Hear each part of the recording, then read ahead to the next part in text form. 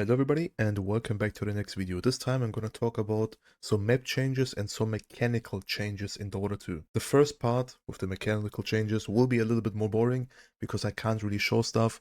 So we just riding through it basically, and I'm going to try to explain you out of my perspective what is going to change in these type of things and what is important to look at. So we're just going to look at the patch and it's pretty clear. University heroes have less damage for each attribute. That basically means they're dealing way less damage, and you can definitely see that because they're trying to balance it out. If we're scrolling down there, you can see Abaddon, he's a universal hero, by the way, getting 26 base damage. The idea behind why is Valve doing this is basically they want to try to balance universal heroes because they had way too much damage, especially with items like Manta Style, whatever, BKB, Sanjin Yasha. They got like so much damage that it's like kind of annoying to play against, and you can clearly see later on in the game they wanted to balance it out a little bit more. It's not like a lot, but like at least they're trying to do something and try to fix it, because in my opinion the universal part of the heroes was like kind of broken and OP, because a lot of heroes actually could have abused, because whatever universal hero you picked at minute 30 with like level 25 you had like 300 damage no matter what, if you have items or no, which is kind of stupid in my opinion, but I'm glad they're trying to fix that. The next point is skill points can be skilled now on level 2 instead of level 6. This is a change that is only like beneficial for Morphling in my opinion, because Morphling is like the only hero that beneficials a lot from attribute skill points, because he gets a bonus of that, but other than that I can't really imagine another hero skilling that. I could see like Antling, maybe Draw Ranger, but that's basically it. Any other hero wants their skill points and they want to like fight around their skills because they have strong spells and they don't want to be useless basically. Another cool change that I think is very important, reflected spells on like Lotus Orb or Anti-Mage third spell are now granted back with the Aghanims buff, Shard buff, or whatever bonus you have. That basically means if you like finger somebody with a lion, for example, you have an Aghanims, and somebody has a Lotus on himself, and you ulting into that shit. That basically means your Aghanims ulti is gonna come back at you or your team. So there might be a chance you're killing your entire team, so you need to be definitely careful about that. Another cool thing is, in that change, they also like changed some items that have an effect now, so you can see who casted what on somebody. But this is only for your own team. So that basically means that somebody, for example, the Centaur is casting Lotus on you, you're gonna see it a little bit with like a red dot or something. They marked it now, so you can see who used the Lotus, because sometimes there are like 3 or 4 Glimmer Capes or like Lotuses in your team, and you don't know who used which one. And now you can basically see it, and like you can coordinate better who is using what, and you also understand who used what. Alright, I kinda, whatever changes the slow resistance, I don't really care, like 20 movement speed, who cares? Nobody cares. You will not get more than 20% slow resistance anyway, that's most of the times. Another small change is basically the glyph for creeps is like 3 seconds instead of 4 now, so the creeps will die faster.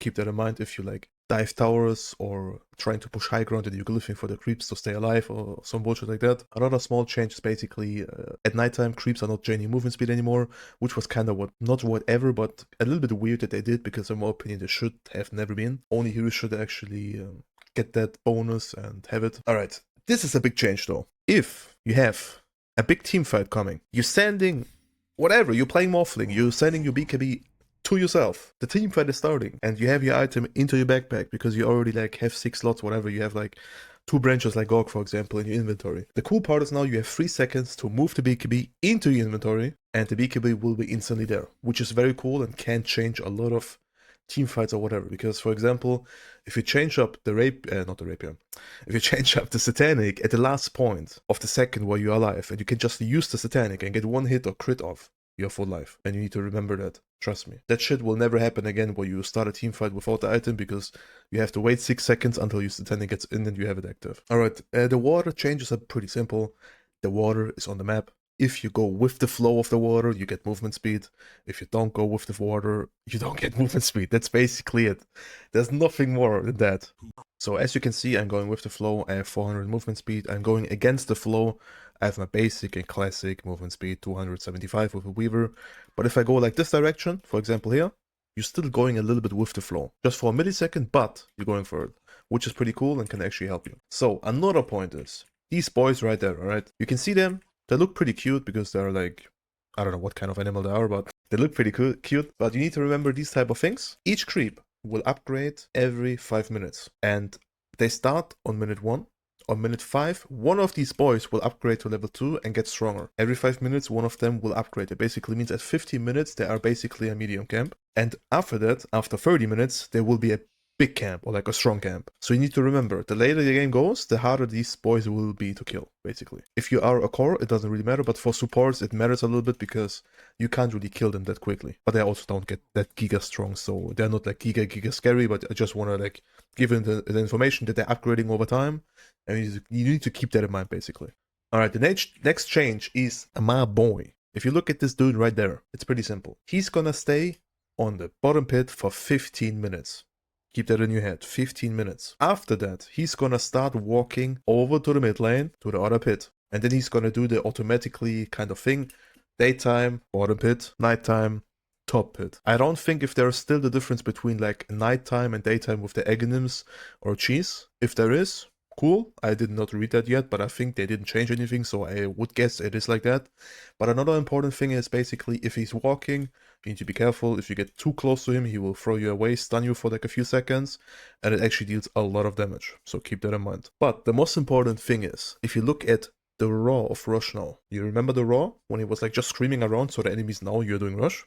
Yes, this is a spell now, and it is pretty fucking scary. If you're just reading it, when facing the team that last killed him, Roshan will release basically an angry roar that deals a shit ton of damage the longer the game goes. Because like I was fighting Rush and he screamed and I was like half HP and I had like 1500 HP as a support, which was kind of crazy. But you need to remember now, if you kill him once and then you want to kill him again, the roar is gonna come out and the roar is insane. It deals so much damage, it like gets everybody to half HP and it alarms the enemy team. So you need to be very careful if you do Rush, because this roar can actually grief you the entire game. But just having everybody at low HP, plus you take 25% more damage. That basically means for your enemies too. So you need to be very careful if you do Rush for the second time. But also, if the enemies are doing the Rush for the second time, you can keep the Raw in the mind. And if you hit a Raw, you know they will be low. Or at least lower, and you might have an advantage to basically fight them. Alright, another important point that is like not game breaking or something, but bounty runes.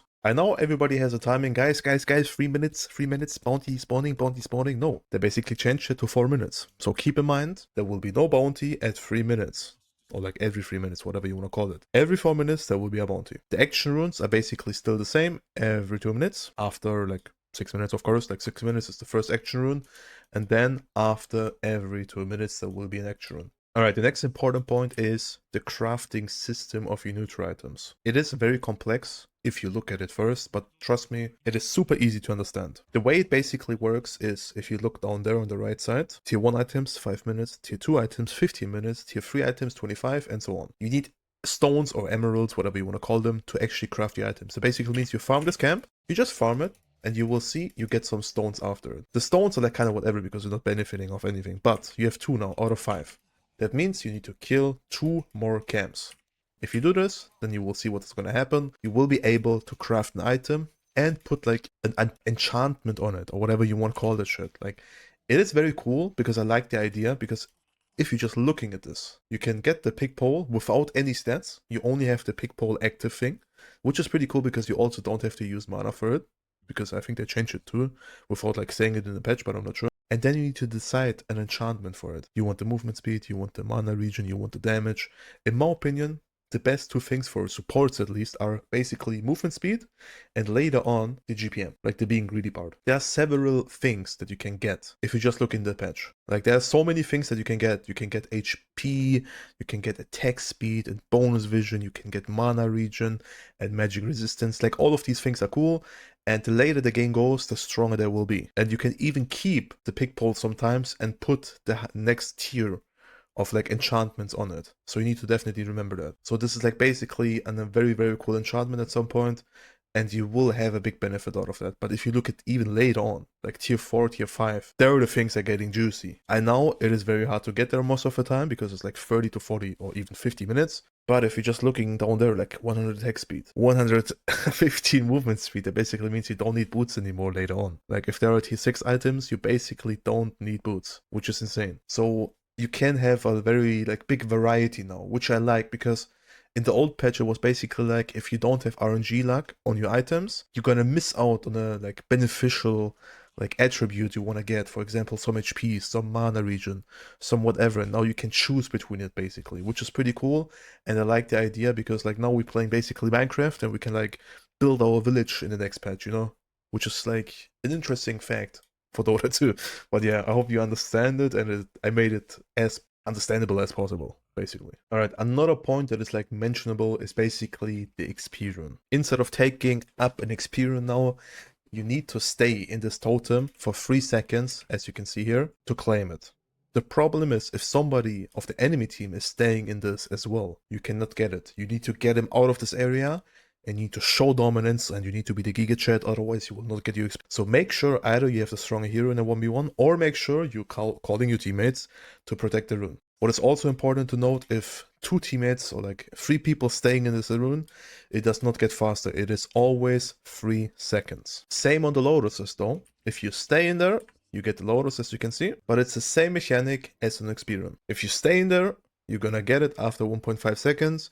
If an enemy stays with you in there, nobody gets it. So you need to push him out of that and you need to show dominance. I like it because now it's not like RNG who has the better ping or something. It's basically like who has the better like whatever fight or team fight or whatever you want to call it for the Lotuses, for the experience, or like who has the bigger dick, you know. That's what I like in Dota. You need to show dominance, you need to outplay your enemies, or you need to like push them out. For example, Mars Spear or Cox from Clockwork, stuff like that, which can be pretty cool, and I like the idea. All right, the last, but in my opinion, one of the most important points is Tormentor. There's only one Tormentor anymore on the map. That basically means you need to fight for it and you need to take this Tormentor. Trust me, guys. It gives you the shard and it gives 250 gold to each member of your team. It is so good now and it will actually change a lot of games because you get the beneficial of the shard and of the gold for free, and you basically can force even a fight around there. But now also the Tormentor's getting stronger the longer the game goes. Before that, it was basically like every death dying, he gets stronger, which was kind of whatever because you didn't kill him more than like,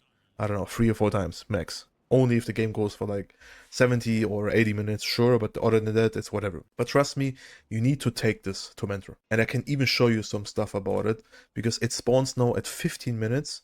And most importantly is basically it spawns on daytime, on radiant, and on nighttime on... Okay, but the most important thing is it basically spawns on daytime on Dia and on nighttime on radiant. So it's the opposite switch than Rush. That basically means if Rush is on the bottom side, the Tormentor is on the top side of the map. And the other way around. If Rush is at the top, the Tormentor is going to be on the bottom. But you can see there are the changes. Like, it is cool that they do this, and I like it because getting stronger every few minutes or whatever you want to call it is good. But also, if you kill it, there's gonna be like an AoE radius with an aura that heals you for like 2%. 2% is not a lot, but for example, if you get low, you can basically stay there for like 5 to 10 seconds and maybe you will have like plus 500 HP, depends on your HP pool, of course. But other than that, I think it's like kind of cool that they did these changes, and I like the fact that there's only one Tormentor, because 2 Tormentor was like kind of boring because you always had to steal it from the enemies, and if the enemies were smart enough, they just stole it from you, so it's like nobody got a benefit. Now you need to fight for something and you need to show dominance to get an advantage out of your enemies. So yeah, I really hope these kind of tips will help you. I know you could have also read the patch and like simply just get it by yourself. I just want to make it simple, try to describe these type of stuff in my own words.